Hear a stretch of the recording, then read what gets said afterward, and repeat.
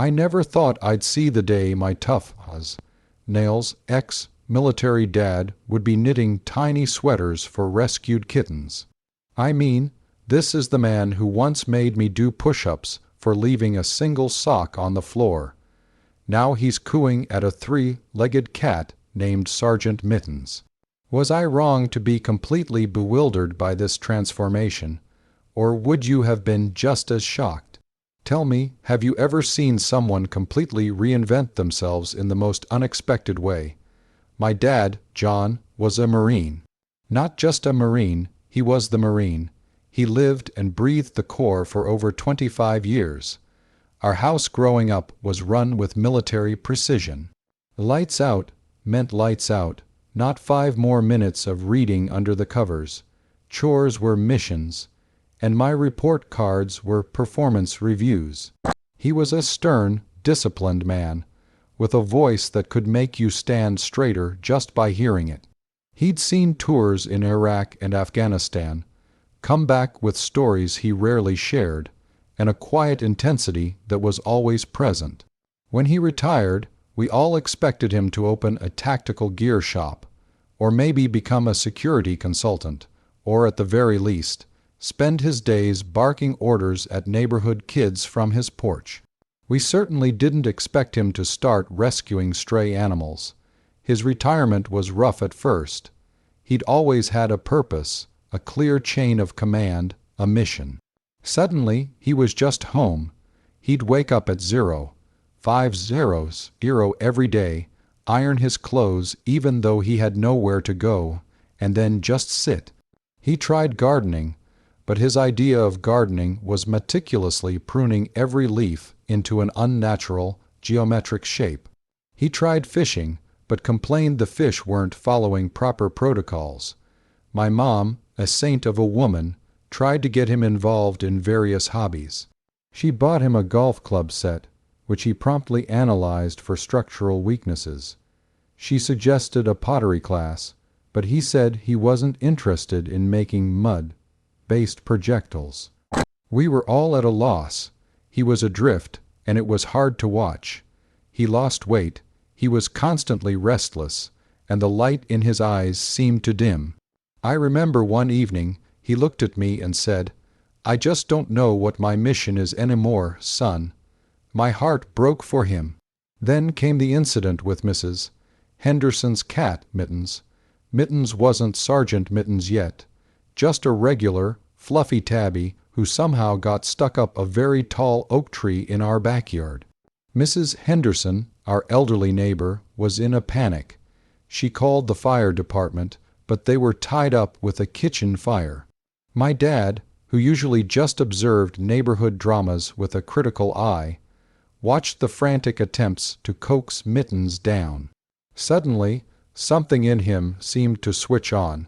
He grabbed his old climbing gear from the garage stuff he used for training exercises, and before anyone could object, he was scaling that tree like he was on a combat mission. He moved with an agility I hadn't seen in him since I was a kid.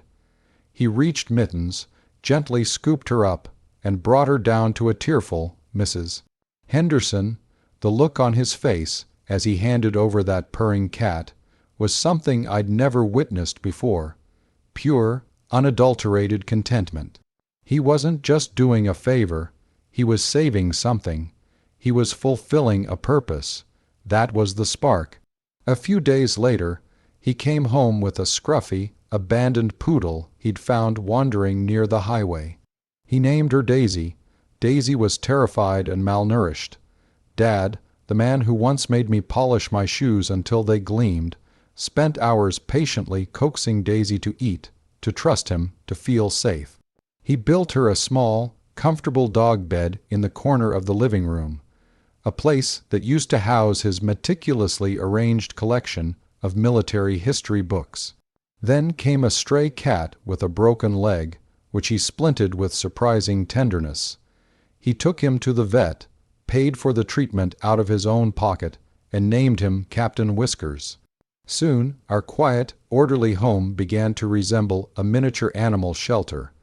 My mom, initially skeptical, quickly came around when she saw the change in him. He was smiling again, truly smiling. He was busy from morning till night, not with imaginary drills, but with feeding schedules, vet appointments, and training the more unruly rescues. He even started volunteering at the local animal shelter. They were initially intimidated by his stern demeanor, but soon learned about the gentle giant beneath the gruff exterior. He'd spend hours cleaning cages, comforting frightened animals, and even helping with adoptions, often telling potential owners about the bravery of a particularly shy dog. He started reading books on animal behavior, nutrition, and even basic veterinary care. His garage, once a monument to organized tools and military surplus, became a makeshift infirmary, complete with heat lamps for orphaned kittens and a recovery crate for dogs post-surgery. He even learned to knit, of all things. He saw a need for tiny sweaters for the hairless cats and newborn puppies, and instead of buying them, he meticulously taught himself how to make them. Watching him, with his large, calloused hands, carefully looping yarn, was surreal. He'd still occasionally bark orders at the dog's sit, Private Fido, but it was always followed by a gentle pat and a treat. So that's the situation I was in, and I had to make a choice. Here was my dad, a man I barely recognized, transformed by the love of animals. He was happier than I'd ever seen him, but a part of me, the son of the old John, missed that steely resolve, that unwavering military discipline.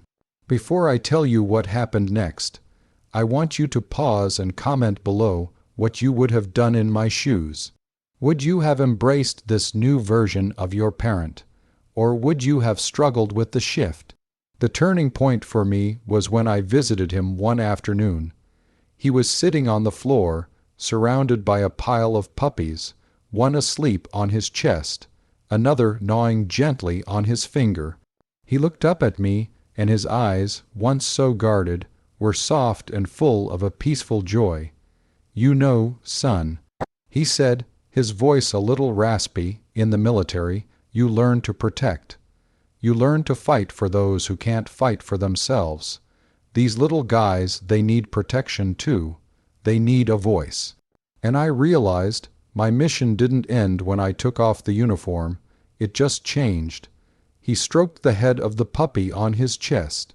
"This," he gestured to the chaos of wagging tails and purring cats, "this feels like the most important mission I've ever had." In that moment, all my reservations, all my longing for the old dad, evaporated. I saw the true strength in this man, not just the physical kind, but the strength to adapt, to find new purpose, to embrace vulnerability and love in a way he never could before. It wasn't about being tough anymore. It was about being truly, authentically him. His animal rescue efforts grew exponentially. He started a nonprofit, Veterans for Vulnerable Animals, recruiting other retired service members who were also struggling with civilian life. They found a shared purpose in rescuing and rehabilitating animals, and it gave them a sense of camaraderie and mission they desperately missed. My dad, the man who used to lead platoons, was now leading a team of ex-military personnel to save abandoned pets. They built a proper shelter, organized adoption events, and even started a program to train rescue dogs as emotional support animals for veterans with PTSD. It was incredible to witness. He was thriving, and more importantly, he was helping others thrive, both human and animal. He still maintains a strict schedule, but now it's for feeding times and vet checks. He still has a commanding voice, but now it's used to calm a frightened dog or rally his volunteers. He even wears a uniform again, of sorts a tiche, shirt emblazoned with the Veterans for Vulnerable Animals logo, which he wears with as much pride as his old Marine uniform. Looking back, My dad's journey taught me a profound lesson about purpose, identity, and the unexpected paths life can take. He didn't just find a new hobby. He found a new way to be a hero, a way that was perhaps even more authentic and deeply fulfilling than anything he had done before. It wasn't about the uniform. It was about the man inside it and his unwavering commitment to protecting the vulnerable. And yes, he still makes me do push-ups sometimes, but now it's usually when I forget to put the dog's toys away. So, that's my dad's incredible story. It's a testament to how even the most rigid among us can find new meaning and a new passion. Like this video, if you were on my side and understood the profound change my dad went through. Subscribe for more stories like this that explore the unexpected twists and turns of life. And please, share your final thoughts on this whole mess in the comments section. Did his transformation surprise you? What unexpected turns has your life taken? I'll see you all in the next story.